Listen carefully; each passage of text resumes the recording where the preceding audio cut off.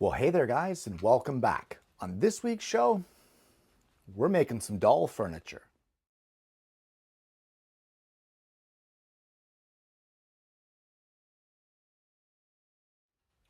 Well, I've had some requests for doll furniture, and design can be challenging. So what I've done is I've gone on the computer and I have designed what I think would be a half decent looking dining room chair using measurements from the doll to kind of judge my scale.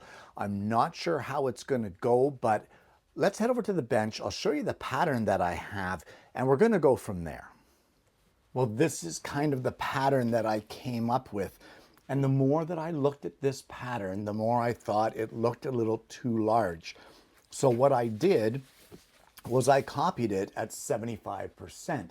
And this is the pattern that we're going to run off of today. These have never been made before, so I don't know if this is going to work, but we're going to give them a try. So the first thing I'm going to do is I'm going to head over to the wood rack and I'm going to check through my scraps and see what I have there to be able to make these chairs. Well, the first thing we're going to start with is the front legs of the chair, and I thought it would be fun to do little mini cabriole legs. So that's what these patterns are here. So the stock that I've chosen out of the rack is poplar, and I've placed masking tape on two adjacent surfaces. This is 1/2 inch by 1/2 inch. It's a little larger than we need, but I think it'll help to actually be able to cut it, which we're going to do at the scroll saw. So the first thing we want to do is we want to cut out these patterns, and this center line of the pattern right here, this denotes the fold mark, and that fold mark will sit right on this corner edge of our stock. So I'm going to use some spray adhesive and we're going to attach it with that fold mark right on the corner. With our pattern attached, I have drilled some blade entry holes in both cutting planes. This is a compound cut, and I want to treat them both as interior cuts, just to keep as much of this 1/2 inch by 1/2 inch strip intact as I can. So what we want to do now is I'm going to head over to the scroll saw. Well, the very first thing we're going to do here is I'm going to install a brand new number 3 blade. We want this to be as sharp as possible. I've also cut this to a reasonable length. I don't want that extra long distance trying to maneuver that here on the scroll saw. So the first thing that we're going to do is we're going to pick a plane. It doesn't matter which one. I think I'm going to do this one.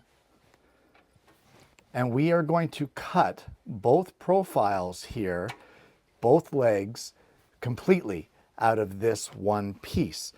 But I think what I'm going to do is I'm not going to cut across the top of the legs. I'm going to leave that intact. Okay, and that is those two profiles cut. Now, what we're going to do is we're going to flip this 90 degrees and we're going to cut the profiles on the opposite side. The reason that I kept these intact here and didn't cut them off is because if we did that, it would end up having to be taped back together. But by leaving this intact till we're done the cutting, we don't have to tape it back together to do the second cut of the compound. So let me get the second profile cut and I'll show you what we end up with at that point in time. Well, at this point now, I want to take these pieces over to the table saw and I'm going to cut the flat ends off. You can do this at the scroll saw. You don't need to use the table saw. I just want a sharp, crisp, flat, square edge at the top end of each of the legs. And what you end up with is this. And if we peel away the outer layers, inside of here, right here, is a cabriole leg. Guys, check that out. That's adorable. Okay, so now what you want to do is a little bit of sanding. Not a lot, this is rather fragile, but we're going to just sand up the edges, break some of those sharp corners, and just clean it up a little bit with some 220 grit sandpaper. And you'll do that to both of your front legs of your chair. All right, and with those done, we can now move on to the next pieces, which will be the chair sides. Now, just for simplicity's sake, I think what I'm going to do for the chair side is I'm going to place this onto a 1/8 inch piece of hardboard and cut it out at the scroll saw to make myself a template. I think that would be the easiest way for me to be able to mark these out, especially if we're going to do multiples. Of course, you can do the same thing with the cabriole legs if you want. You can make templates. It's no big deal. But I think that's what I'm going to do for here. So let me get this template made. We're going to mark this out onto some stock. The stock that I'm going to use will be a 1/4 inch thick, and again, it will be poplar because that is what I had for scrap in the rack. So let me get this done here and get the patterns traced out, and I'll show you where to go next with this. Okay, and that would be our template for the chair sides. And this, while I was at it, I made a template for the kind of the headrest sort of thing. So I'm going to mark them out onto this scrap poplar. And when I say this is scrap, I mean it's scrap. It's an old engraving test that I did. So we're just going to line this up here as best we can, trying to get the most out of this piece of stock. I'm going to mark out 2 chair sides and 1 of these, the headrests, I guess we'll call it, and we're going to cut them out at the scroll saw. Okay, so I have my 2 chair sides. I have my back headrest cut. I have the 2 front and back braces around the seat cut. Guys, these are just these rectangles here on the plan, and depending on how you cut your headrest, you want them the same length, and these ones here I ripped to be 3/8 of an inch wide. Again, 1/4 inch stock. So we're going to start assembling this chair now. So what we're going to do for starters is I'm just going to gently clamp this in place on the bench. I have cut a piece of scrap 1/4 inch maple here, and that is going to get glued onto the front, or onto the sides rather, of our chair, flush with the bottom edge. But the first thing that we're going to do is I'm going to apply a little bit of glue here on one of our brace pieces, and I'm going to sit it in place flush with the front edge and flush with the top. Because they're cut on the scroll saw, we're not going to worry about their accuracy, because we're going to sand it anyway to fit.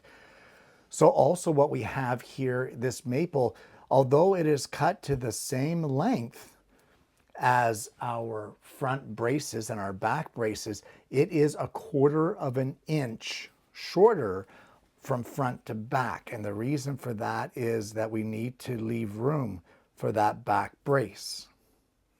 I have also cut a 1/4 inch by 1/4 inch notch in each front corner here, and that will allow for our cabriole legs to be installed.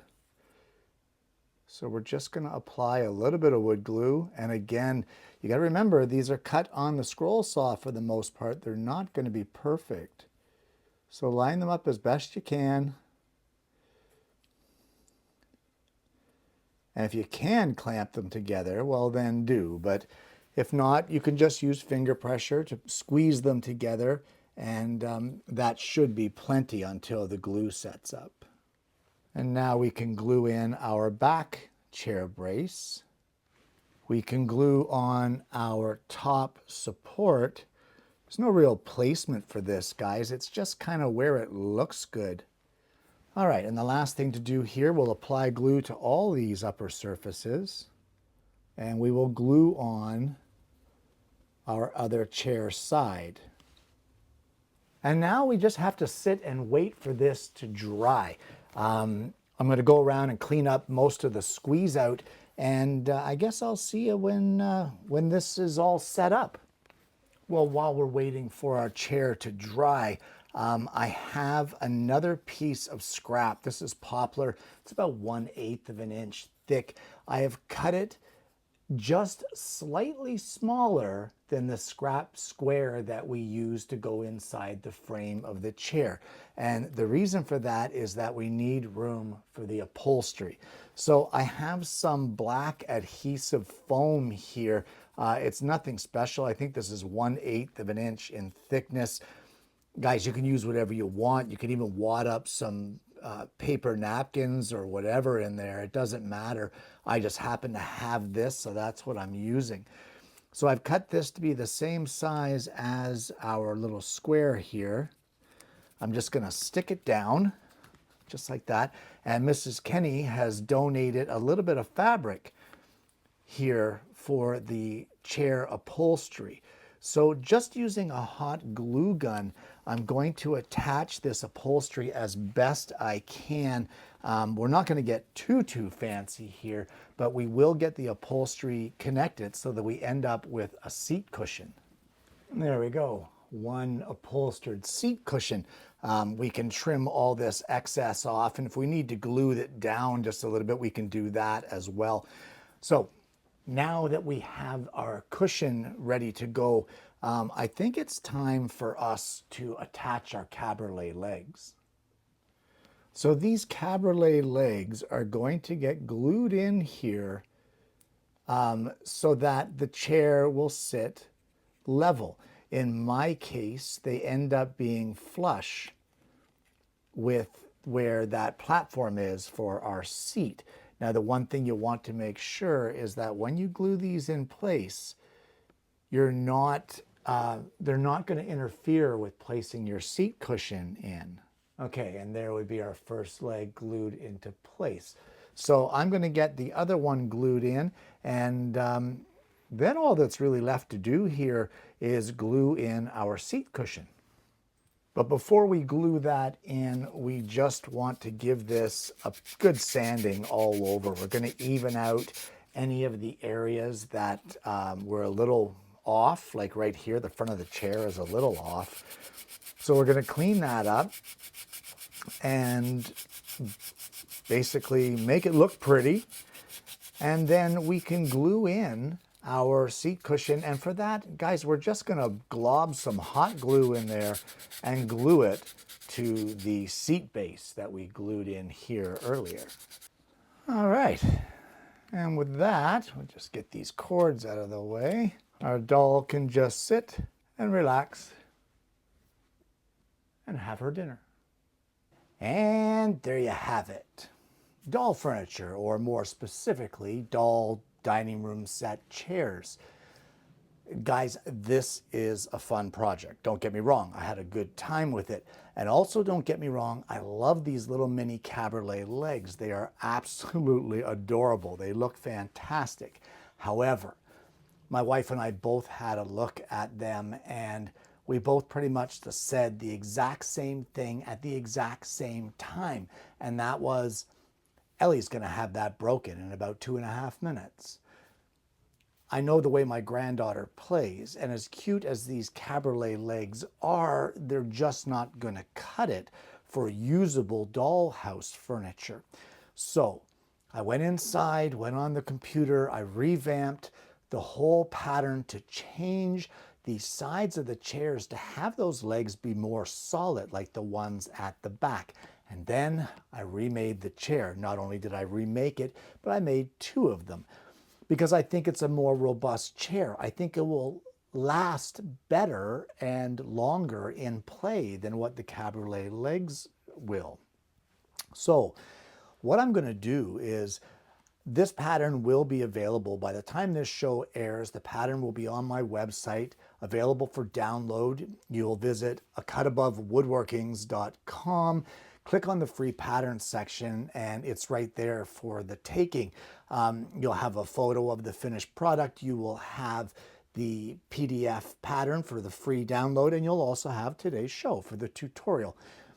But what I'm going to do is I'm going to change the pattern. For starters, I'm going to offer it in the 75% that I printed it today for this particular size of chair. So you will want to print the pattern at 100% in order to get the same size that I did today. But as well, the pattern will incorporate both versions of the chair. It will incorporate the sides with the front legs missing and the cabriolet leg pattern, as well as the solid body sides. That way, depending on the child that you are making it for, you know best how they play. Will they destroy the cabriolet legs, or will they survive? That is your call, but I'm going to offer both of the patterns on my website for free download. Guys, this project is open to modification, of course. You can stain them, you could paint them, you could add a finish. The only thing I would suggest is do not add the seat cushions until after you have that stuff finished, if that's the road that you want to go. It's kind of a pain in the neck to have to cut around those seat cushions when you could just do it all willy-nilly and then add the seat cushions afterwards and be done with it. So just something to keep in mind depending on how it is that you're going to make yours. Guys, I want to thank you so much for tuning in. If you haven't already, if you found any part of today's show fun, likable, enjoyable, entertaining, why not like and subscribe to the channel? We have an amazing audience base here, and I'm hoping that you're going to consider becoming a part of that. Guys, I want to thank you once again for tuning in. I hope you've enjoyed the project. I hope you're going to go to my website and take advantage of that free download and make some of these for yourself or for your little ones. And more importantly, I hope you're going to join me again next week when I bring you yet another woodworking video.